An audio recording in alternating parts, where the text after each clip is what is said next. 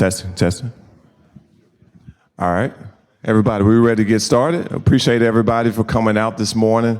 My name is Gino McLaughlin. We'd like to, on behalf of Build Baton Rouge, we'd like to welcome you guys to the Imagine Plank Road and a plan for equitable development. Thank you guys for coming. I know it's early. Hopefully everybody's gotten something to eat. There's some pastries back there. There's some refreshments back there. So feel free to get up, mingle, and also, have anything that you would like. Before we get started, just like to recognize a couple people. First of all, you guys are the reason that we're here. We're on Southern University's campus, and we're excited about this work that's been going on for well over a year now. Many of you guys are community members who've taken stock in the plan that we've been putting together for this past year. This community engagement that we've embarked on for the last year has actually been really robust, and we knew that this plan would not come together without involvement from the people that were most important, and that's the community members. And so we did several events, and the events were well attended, and we got a lot of data, but also a lot of feedback about what you guys wanted to include in this plan. And so we'd like to thank all the community members, all the leaders, all the stakeholders for showing up to the many meetings and the many steering committee meetings, as well as the events. To elected officials, I'd like to recognize all the elected officials in the building. You guys can please stand, all our elected officials. I won't name every last one of you because I know it's several of you guys, but we appreciate all of you guys and the work that you've done and also been a part of this plan as well. Thank you. To our Build Baton Rouge staff, I know we have several of our staff, if hopefully all of our staff is in the building. Can I get you guys to stand, please? I'll just name them for you. We have Tara Titone, we have Tasha Saunders, we have Marla, Valerie, Vasti, Brian, Matthew, Rebecca, Jacques, everybody from the Build Baton Rouge staff, obviously our president and CEO, Chris Tyson as well, and myself. But no, seriously, you guys are the reason that we're able to do this, right? Aside from our community members, you guys put in the hard work and go into the field every single day, so we salute you and thank you for your hard work.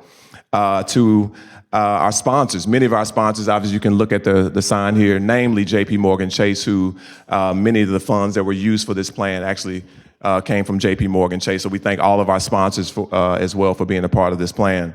And lastly, to Southern University and the Rouge Center for Philanthropy, we thank you for providing this wonderful space from which we now bring you the Imagine Plank Road Equitable Plan for Development.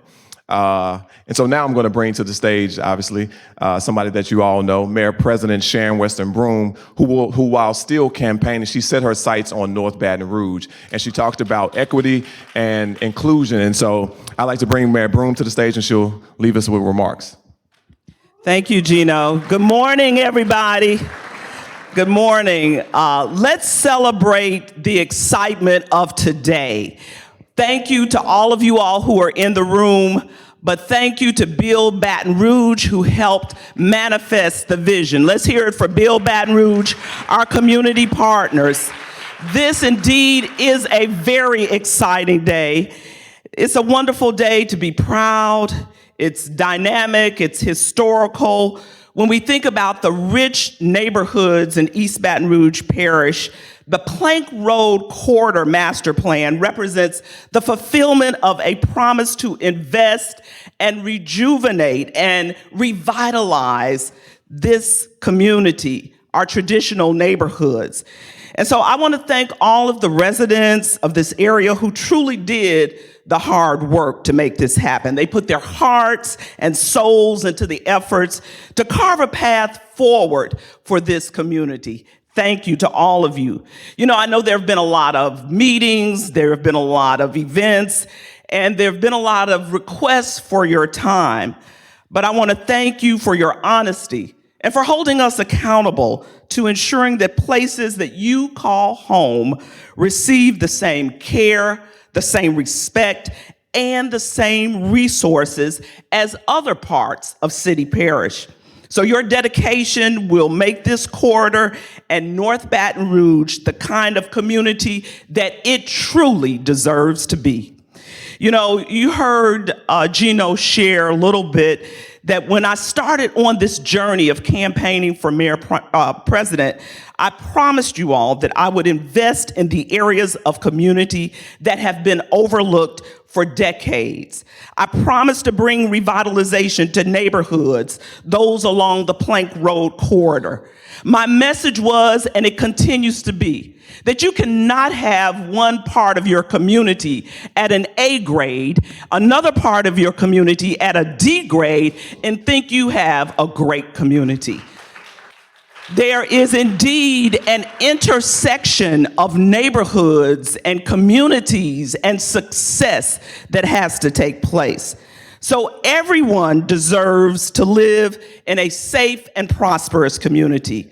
We invest our time and our money in neighborhoods, and we want our efforts to be reflected in the stores where we shop, the streets on which we drive, and the homes on where we live. I can think about 20 years when my parents were living in the Dixie area and I was living there with them. I would watch my father often walk down Plank Road as he went to Delmont Center to go to Hibernia Bank. I often remember my mother walking down when there was a home store in the Delmont Center to do a little shopping. And so this community deserves, just like every other community, an opportunity for its citizens to live, to thrive, and prosper where they live. And so these positive outcomes, they don't simply just happen by themselves, and they certainly don't happen overnight. They take initiative, creativity, realignment of resources. But more importantly, it takes real action. And that's what we're celebrating here today. This initiative will transform Plank Road back into the thriving economic hub it used to be, the one that I just described. I want to thank Build Baton Rouge for being the lead agency in this endeavor. Their tireless efforts to jumpstart investment here will bring success for businesses and residents. At the beginning of my administration, I made it a top priority to reestablish Build Baton Rouge, which was formerly known as the RDA, so it could serve its intended purpose as the redevelopment authority for the city and parish. And they have been doing an awesome job. Through their efforts, they've produced a master plan with an intelligent approach, one that has been community-led and will be innovative in identifying the tax incentives and private partnerships necessary for maximum effect. This focused plan will create a community where young people will want to live and invest in the future. It also has safeguards in place to protect existing residents, ensuring the integrity of the neighborhood remains intact and that it becomes more prosperous. And Build Baton Rouge certainly did not produce this master plan alone. They could not have accomplished this great feat without the residents, you, and the community organizations, many that are represented here today. They have become the driving force behind this effort. I specifically want to acknowledge groups like the Baton Rouge North Economic Development District, the North Baton Rouge Now Blue Ribbon Commission, Mid-City Redevelopment Alliance, Downtown Development District, BREC, CATS, and so many more. These passionate community organizations are leading North Baton Rouge back to its former glory. Thank you for all of your work. It takes time for neighborhoods to become disinvested and time to slowly ignore and neglect neighborhoods that are in reality are the foundation of our entire community. A city cannot truly be great if it has cracks in its foundation.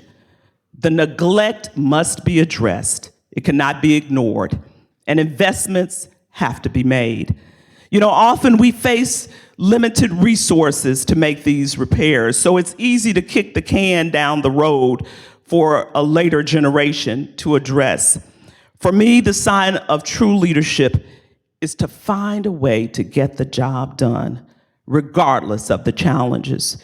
And that's what we've all done, working together. I say the time is now for us to tend our foundation, to address the needs of this neighborhood, to not only repair, but strengthen this neighborhood so that we build an even greater community out of it. And now we have a plan to do just that. Thank you so much for being here today, and God bless you.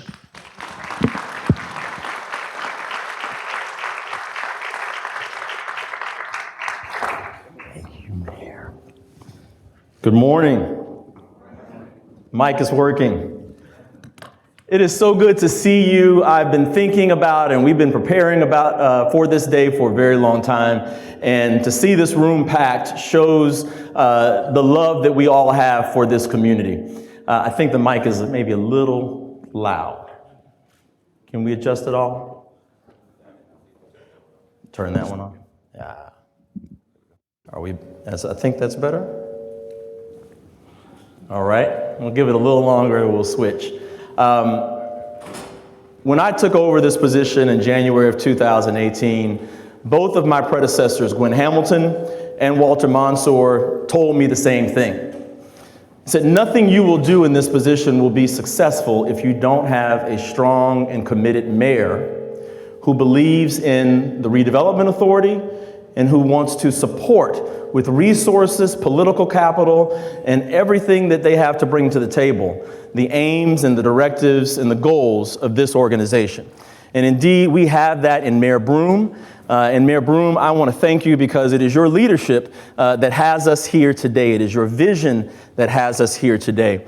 I also want to say that nothing we do is possible without a very engaged and committed board. And I want to recognize my board members that are here. I see Mr. Rodney Braxton, our board chair. Rodney, would you stand, please?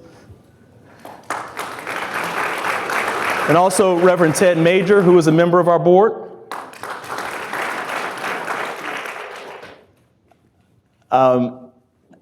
We are so excited about what we have to share with you today. And so I want to tell a story about what we've been doing for the last 2 years. Not just we at Build Baton Rouge, but what this entire community has been engaged in and what has led us to this Imagine Plank Road plan for equitable development. All right. There we go. What is this? It is all of this. It is a process. It is a series of meetings and engagements and listening and truth-telling and investigation and research. It's also a vision, as the mayor talked about, of a Baton Rouge where there are no disparities, where you can't drive to one side of town and see a difference in concern or care for the community. And it's also an implementable roadmap for equitable development. We love our planning in Baton Rouge. We've done a lot of it. And we've got some nice booklets and documents sitting on shelves. We started this with a focus on implementation. And everything you see in here is implementable, and much of it is already underway. So our plan is implementable. This vision is implementable. And that's where we started. We also are grounded in history. Plank Road runs through Baton Rouge, literally and figuratively. All of our history can be found on Plank Road, the good and the bad. And so we wanted to chart that history as a starting point for understanding not only who we are as a community, but some of the milestones, some of the decision making, some of the turning points that took this corridor from a vibrant and healthy set of neighborhoods to the blight and disinvestment that we see today. And we wanted to be honest about that because we know that if we start there, then we can have success with our plans and designs going forward. We also wanted to recognize recent planning efforts, and you will see many familiar milestones here. Some of them things that Build Baton Rouge and our previous efforts have done, the community improvement plans, Future BR, Plan BR, the Baton Rouge North Economic Development District, the North Baton Rouge Blue Ribbon Commission. What we're showing is a march that this community has been on. Indeed, we are not starting anything today, but we are simply adding another chapter to the work that has already been done and the foundation that has already been laid. Our process, it began formally in 2019, but as I will discuss with you, this started from day one in 2018 when we took over. We first started with understanding the community, envisioning change, and then acting with intention. And the data collection, the meetings, the events, the documentation that has been produced has really anchored and driven this process. And we're really proud of having moved through such an intentional process. Okay. I didn't mean to go that fast.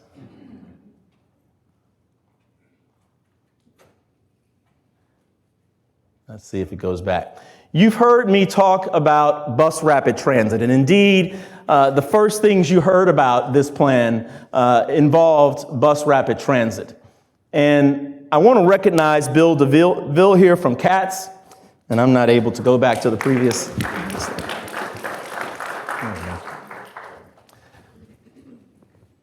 When we started this, when I started, I think almost before January 1st when I took over, Bill, I think we had a conversation in 2017.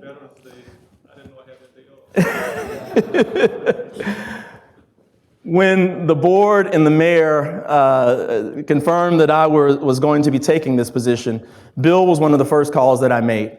Many of you know in a previous life I served on the CATS board. I know how important transit is to this community. Plank Road has the second highest transit ridership in the city parish. It is also one of the highest concentrations of zero-car households in the city parish. It also has one of the highest pedestrian and vehicular accident rates in the city parish. So when you put all of that together, you have to begin with a transit-oriented vision. When we talk about equitable development, it's about developing communities for the way that the people there actually live their lives. And if you can't even walk on sidewalks on Plank Road because they don't exist, then any equitable development plan has to start there. We've had an incredible partner in CATS. And right away, Bill was like, I want to do BRT. We're already making steps in that direction. I said, we want to do BRT. And look, the future BR plan, the master plan, the last thing that John Fregonesi did was a Plank Florida corridor study in 2016. And that corridor study said that we should be looking at transit-oriented development on Plank and Florida Boulevard. Again, we weren't starting from scratch here. These are investments we've already made as a community. And what came of that is a plan for 10 miles of intercity bus rapid transit, the first bus rapid transit system in the state of Louisiana, connecting North and South Baton Rouge, connecting where people live to where they work, going through downtown, LSU, the Water Campus, Mid-City, and indeed the neighborhoods of Plank Road. We have submitted an application to the Department of Transportation. We hope to hear something by the end of the year. We are seeking federal matching funds, and this is how communities all over the country implement infrastructure improvements like this. And we know that those funds, when leveraged, can be the seed and the catalyst for other development along the corridor. So early on, people say, well, why does the Redevelopment Authority care about the bus system? This is why we care. All of this is connected. And when we think about revitalizing our communities, we know that we have to think not just about what's going on outside of the roadway, but how people actually navigate the problem of distance, right? The core issue in the city. This is a proposed bus rapid transit station design. As I mentioned, we hope to hear back before the end of the year on the status of the federal grant matching funds that we are receiving. Last October, we went to the Metropolitan Council and we asked them to transfer to our land bank 85 adjudicated and vacant parcels. Again, people say, why is the Redevelopment Authority looking to take so much property? This is property that no one wanted. It didn't sell at auction. No one was clamoring to get it. It's sitting vacant, overgrown. We know that our crime statistics say that crime happens usually within 100 feet of a blighted property or a vacant property. So when we thought about how do we use our land banking ability, which is one of the core functions of Build Baton Rouge, to land bank property, we wanted to take these parcels and make sure that we had them to begin implementing the plan and the vision that we were going to develop. And you'll see as we go forward how we utilize those. We also knew that we needed money. We were very fortunate to receive a Pro Neighborhoods grant from the J.P. Morgan Chase Foundation, one of 14 communities around the country that received that in the last grant cycle. That $100,000 grant allowed us to leverage that, and through the generosity of the Baton Rouge Area Foundation, specifically the John and Virginia Nolan Fund, ExxonMobil, Georgia Pacific, Investar Bank, Coca-Cola Bottling Baton Rouge, WH Pacific, and of course the city parish, we were able to put together $225,000 of cash and in-kind contributions to conduct this master plan. And we want to thank our sponsors again, because without them, it would have been very difficult to produce something of the quality and of the breadth that we have today.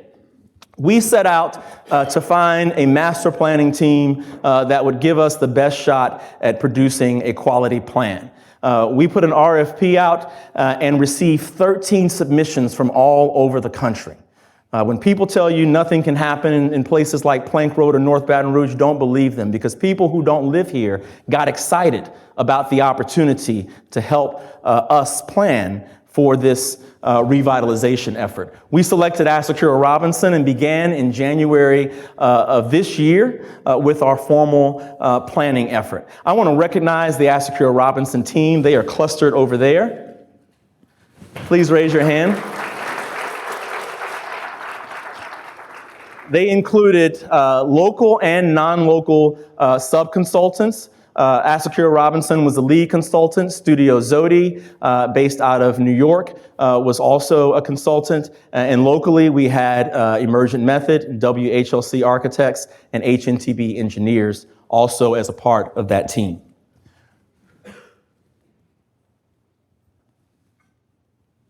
One of the things we did with our master plan request for proposals was a bit unconventional. We told our consulting teams, do not bid on community engagement, that we were going to do community engagement in-house with our team and with the members of the community, and that we were going to allocate dollars in our budget to not only put on events and activities, but also hire people from the neighborhood and spend dollars in this community as part of our community engagement and outreach effort. And we're really proud of that. We had a number of events. How many of you went to Walk the Plank, Food Truck Roundup, we had our community roundtable, we had our street festival, we had a number of our steering committee meetings. All of our steering committee members, please raise your hand. There's so many of you participated in those forums. Thank you so much for the time that you spent. We had a steady and robust engagement that we were really proud of, and we were also proud of the many businesses and enterprises that we were able to support through this plan. And a little walk down memory lane here and what we've been experiencing for the last year with the Walk the Plank, the Food Truck Roundup, our community roundtable, our street festival. We hired a team of community ambassadors who have been doing canvassing, who have been going to events, who have been spreading word about the master plan. Our community ambassadors, please raise your hand and stand if you're seated.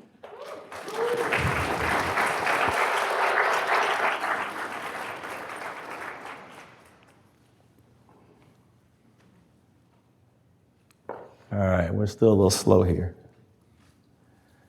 What we heard from the community was a number of themes and issues that we wanted to ensure were reflected in the plan. Preserving community culture, attracting and growing Black-owned businesses, tackling blight and vacancy, introducing more quality shopping, providing accessible and attractive places to gather and recreate.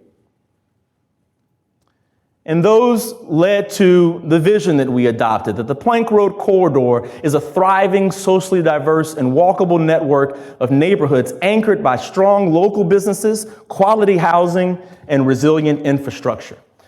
From there, we established 5 benchmarks, strengthening Plank Road's place as a hub of Black cultural expression, improving the ability of North Baton Rouge residents to participate in commerce and the job market, protecting and growing community wealth, connecting more people to opportunities through enhanced transportation, and advancing community health and safety outcomes throughout the corridor.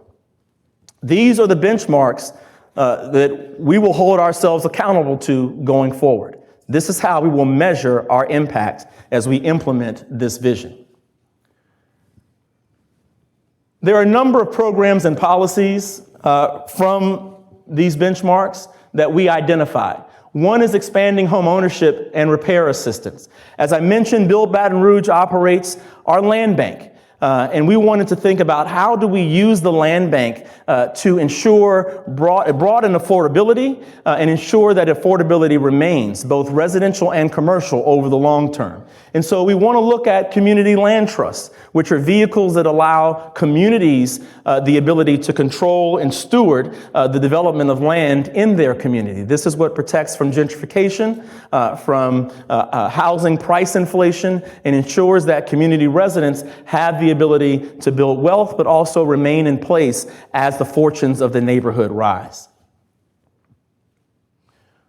We also have developed guidelines for a Plank Road overlay district. A lot of times we go down streets like Plank Road and we don't like what we see. We think it's ugly, right? It's blighted. It doesn't seem to be a quality of place or a quality of design. Well, if you want that, you have to be intentional about it. And we've been working with the Planning Commission to develop guidelines that can support an overlay district that doesn't discourage development or growth.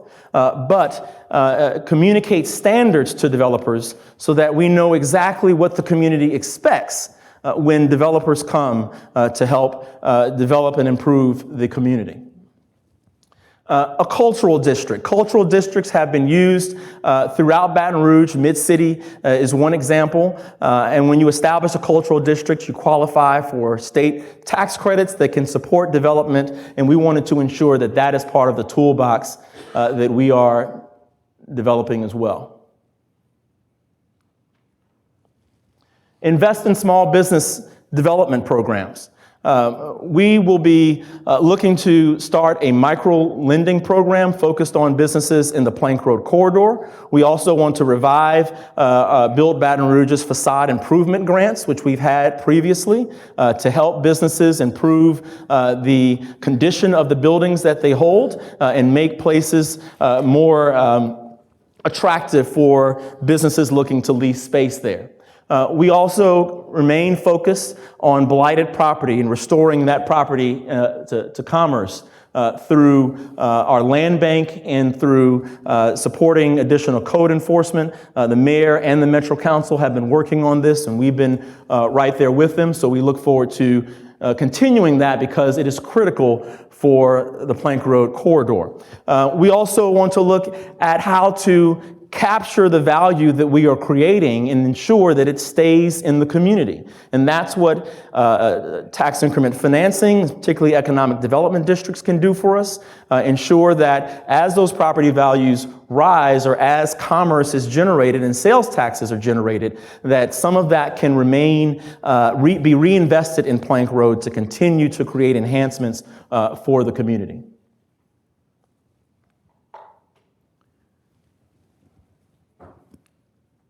All right, so as I mentioned to you, implementation started from day one. Build Baton Rouge, we are a number of things, and one of them is we're developers. And so when we began identifying vacant property, when we began talking to community members about needs and potential uses, when we began talking to partners about opportunities they had to pour into this vision, that began a process of development that has led to a number of catalytic projects that are underway. And I want to announce these to you today. We're very excited about them, and you'll be hearing about them, more about them going forward. This is a map of the adjudicated properties, the land bank properties that we have in the Plank Road corridor. And we've taken those properties, many of them we received from the adjudicated process. With the assistance of the Capital Area Finance Authority, we were able to acquire additional properties, and those are the sites that will support catalytic development. Right now, we're working on a number of projects. One is a food hub. The second is a civic center. The third is the new offices of Build Baton Rouge and a future child care center. Another is a partnership with St. Vincent de Paul, who I know is here today. We have some other visions of transit-oriented development, and some of you have been engaged in our efforts to turn a vacant, blighted piece of property on Plank Road into a pocket park. That has already begun, and I want to share a little bit about that as well. Near the corner of Plank and Mohican at Weller Street, we have control of property that we are looking to turn into a grocery store anchored mixed-use development with affordable housing and space for at least 15,000 square feet of grocery. We have the parking available on that site. It is actually right in front of a planned bus rapid transit stop. So truly transit-oriented development right there near the corner of Plank and Mohican. Across the street, where we also are working on site control, we have a civic center planned. We have not identified exactly who will be our partner in this, but the site can accommodate about a 20,000 square foot civic center. What we heard from the community is that we wanted spaces for workforce development programs. We wanted spaces for digital labs. Plank Road, as you might imagine, has the highest digital divide in the city. And so having spaces to access wireless internet is huge, particularly if you're looking for a job or if you're trying to conduct a small business. And those are the types of spaces that we are looking to bring to this area of the corridor. It's another shot of the Civic Center. And in the video that we're going to show in a second, you'll see a better vision of this. You'll see it in 3D. On Plank Road, near between Calumet and Oswego Streets, we have acquired property that will hold a 30,000 square foot mixed-use development. The ground floor will be anchored by a new 8,000 square foot child care center headed by the YWCA. Do we have any YWCA representatives here? I don't believe we do. They have been an incredible partner. We have already started working together on this child care center. The balance of the ground floor space will be held by the new offices of Build Baton Rouge. That is not a novel thing. If you go to New Orleans and you go to Aretha Castle Haley, the revitalization of that corridor started when NORA, the New Orleans Redevelopment Authority, moved their offices there to be part of the catalyzing impact of turning that corridor around. Build Baton Rouge will do the same. Above there will be about 15 to 16 units of housing, mixed income housing. We are leveraging community development block grant funds, new market tax credits, and other financing sources to bring this vision together. And so we are actually preparing to move into the plans and development phase of this project. This is another shot of it. If you know where the Cedar Rose store is at Plank and Oswego, there it is.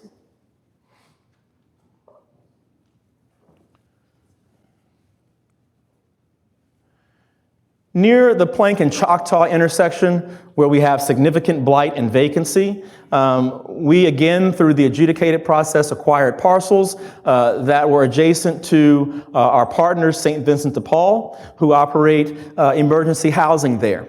And so we sat down and said, we want to ensure that uses like emergency housing can remain in the corridor and be part of a revitalization plan that enhances the streetscape, brings other uses in close proximity, and seeds other investment in adjacent and area parcels.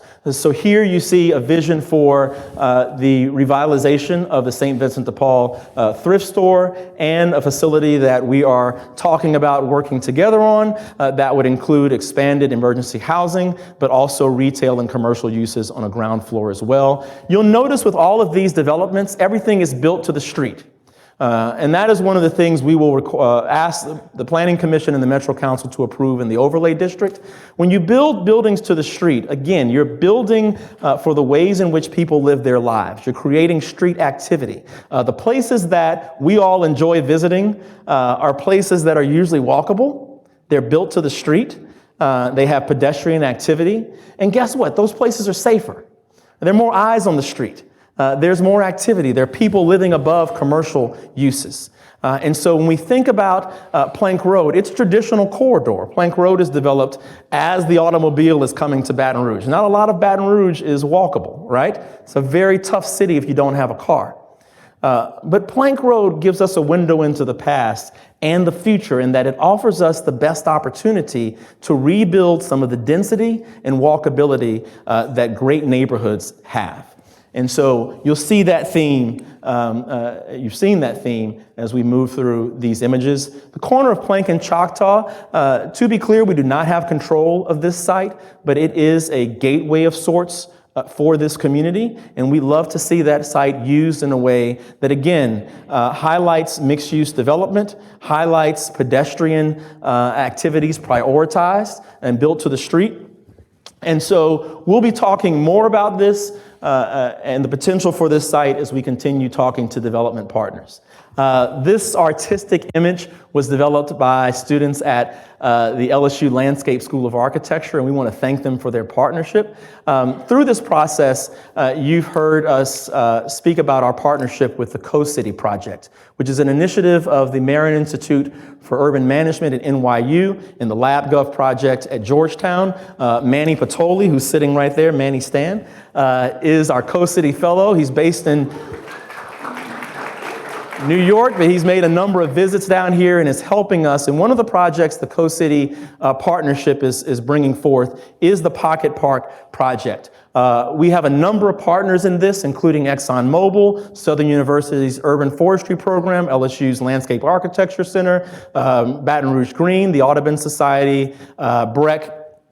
And we started this with a number of community members who began meeting first so that they could decide what they wanted to see in this on this vacant piece of land. And that process is going forward now, and we continue to design and concept and think about what a pocket park along Plank Road could look like and how we can better utilize vacant property. I mentioned facade improvement grants. We've had those before. We want to have those again, and we'll be raising funds to do that. This is an example of a site at Plank and Navajo, which is a little blighted right now, but is something that could be revitalized and made accessible for pop-up retail and other uses in accord with the broader master plan. And so let's stop there.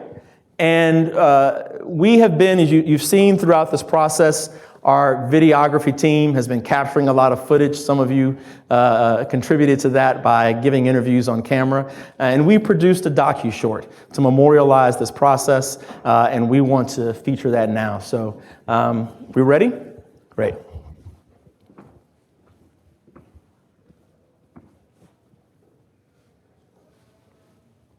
Are you excited about all the stuff that they're going to do along Plank Road and how it's going to affect Osceola? Yeah, I'm excited. Yeah.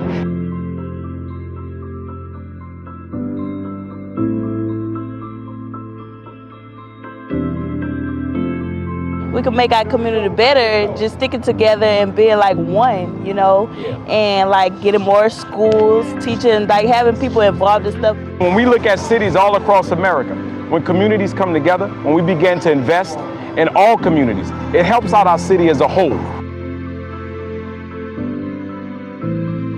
Our decision to focus on Plank Road was an easy one. Baton Rouge's history literally runs through Plank Road. At one point, it was a busy commercial corridor frequented by everyone across race, class, and geography. Now, it's the most blighted corridor in the city. The history of Plank Road stretches back to the early 1800s. Plank Road was a primary route for the transport of enslaved persons and goods from the plantations north of the city to the river docks downtown. In the early 1900s, Standard Oil transformed Plank Road into a modern commercial corridor. Plank Road runs through the heart of North Baton Rouge. The differences between North and South Baton Rouge are stark. South Baton Rouge is one of the most affluent places in all of Louisiana. North Baton Rouge is one of the most impoverished. What we see on Plank Road today is a reflection of those disparities and challenges. For me, I feel like Plank Road is like a conduit, like a heartbeat, a pulse for North Baton Rouge. Over the past decade, community activists, business leaders, and elected officials have all advocated for increased investment in North Baton Rouge. Our mission at Build Baton Rouge is to promote equitable investment and innovative development. So we knew we had to turn our attention to Plank Road. In this area, it's a different feel from when I was growing up. And what Imagine Plank Road is trying to do and try to bring back life into this area, I think that is absolutely amazing. When I think of my vision of peace, prosperity, and progress for our city, I know that can only happen when we lift up those neighborhoods that have been left behind. Our city cannot grow and prosper if we do not invest in those disinvested communities. At the end of the day, whether it's North Baton Rouge or any other area of our community, we're all affected. Interest has not been lost. They're talking about revitalizing architecture, giving us a culture to remember. Too many of us have forgotten. I just love to see the memories brought back.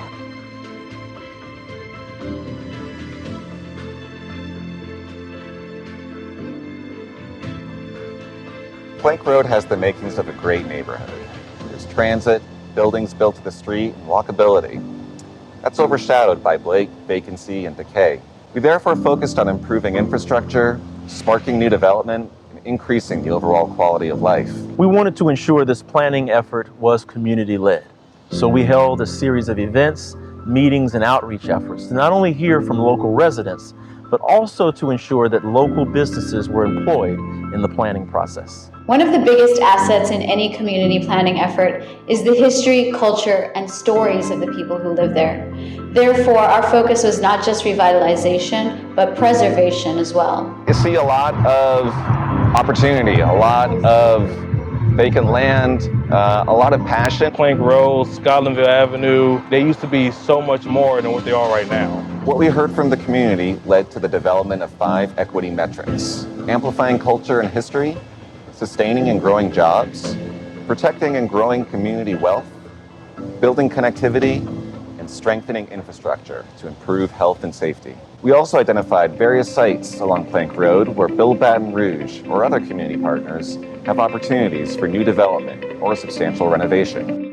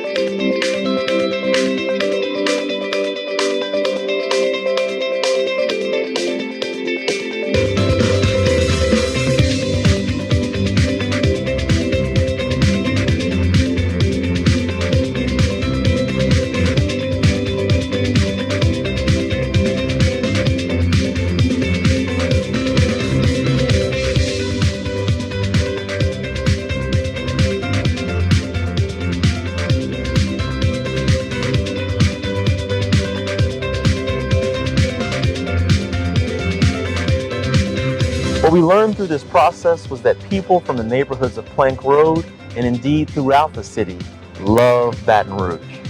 Our future is bright, and we have our work cut out for us. But people are coming together, and it's that spirit of coming together that will spark new life on Plank Road, and in turn create a more equitable, vibrant, and humane future for us all. You can still have a high quality of life, live in North Baton Rouge, live off Plank Road. We have so many young people here, just like my kids right here, that are helping us push this message out there. And it don't take much, it just takes like a mustard seed of people. I just love to see the memories brought back. It's about educating young people, it's about mentoring young people, but it's also about changing and transforming communities. And why not start in North Baton Rouge? Why not start on Plank Road?